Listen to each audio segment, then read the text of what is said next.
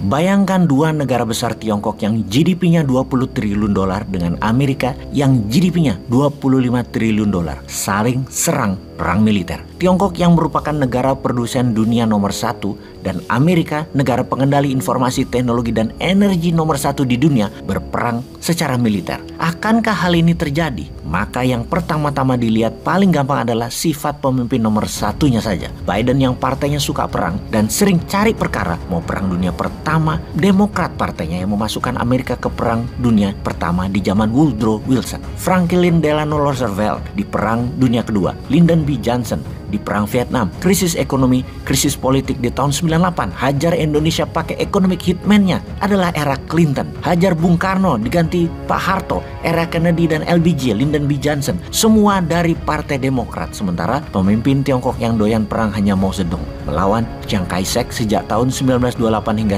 1949, perang saudara mereka pada saat itu. Deng Xiaoping tidak. Dia bapak ekonominya Tiongkok. Begitu juga Jiang Zemin hingga Hu Jintao. Semua pembangun ekonomi. Kalau Xi Jinping bagaimana? Xi Jinping terbukti agresif menyerang Uighur, memberantas lawan politik atas nama korupsi, kemudian serang India di Lembah Galwan dan memprovok Taiwan.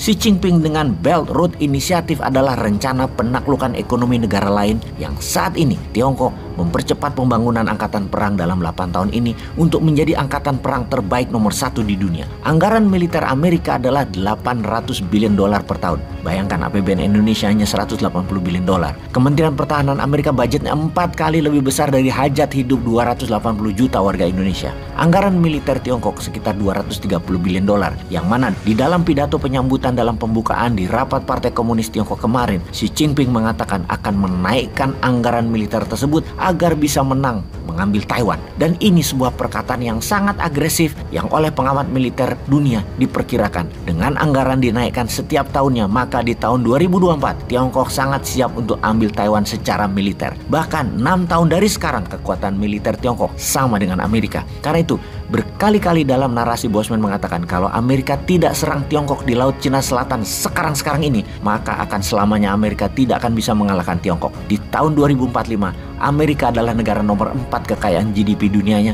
dan tidak akan bisa jadi nomor 1 lagi. Dua negara akan menjadi rebutan posisi paling atas adalah Tiongkok dan India. Indonesia kalau mau diperhitungkan maka era reformasi harus selesai di tahun 2024, ganti dengan era New Mind. Kelihatannya tidak mungkin New Mind konsepnya bisa berubah. Sebuah era reformasi yang telah 25 tahun berkuasa, bahkan incumbent punya peluang masih bisa melanjutkan eranya di mana calonnya dan popularitas incumbent yang saat ini masih tinggi, maka era reformasi di tahun 2024 belum tentu berakhir. Walau paling tinggi hanya begini-begini saja ekonominya, negara plus keadilan bagi rakyatnya yang tidak pernah ada, namun dia begitu populer incumbentnya, ya sulit juga New Mind ini masuk. Tapi semua itu worth a try, layak dicoba bagi New Mind. Karena itu New Mind mengharap perang aja deh di Taiwan segera, biar dunia di reset.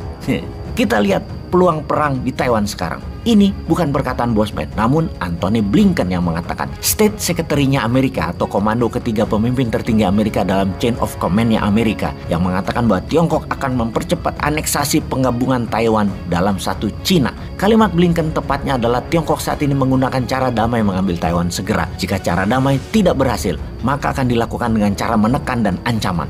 Ancaman ekonomi tentunya di awal.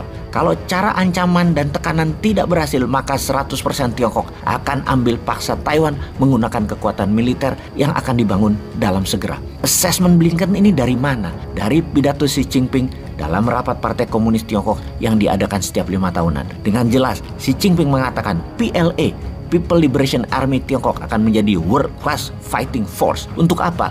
Untuk menjalankan rencana satu Cina satu country. Selama ini one country two system, Tiongkok dan Taiwan.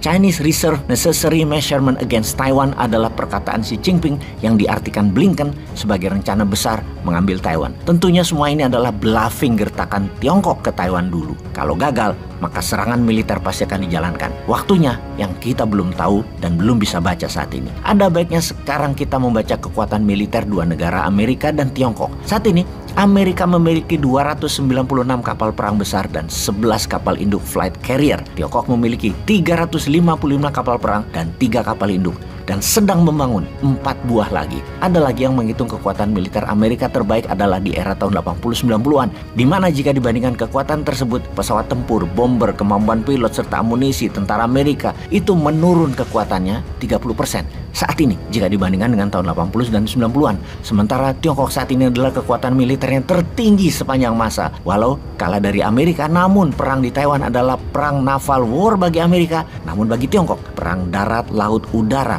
Karena jaraknya hanya 200 km selat Taiwan yang memisahkan Taiwan dari daratan Tiongkok, lebih mudah Tiongkok memenangkannya. Lalu bagi Indonesia bagaimana? Di tahun resesi, di tahun inflasi, di tahun harga-harga tinggi dan semakin mahal, ditambah perang semakin mendekat, apa rencana membuat Indonesia untuk menjadi negara nomor 1 di dunia di atas Tiongkok, di atas India, di atas Amerika di tahun 2045? Mana? Masa hanya opsinya perpanjangan jabatan atau ganti presiden doang sih?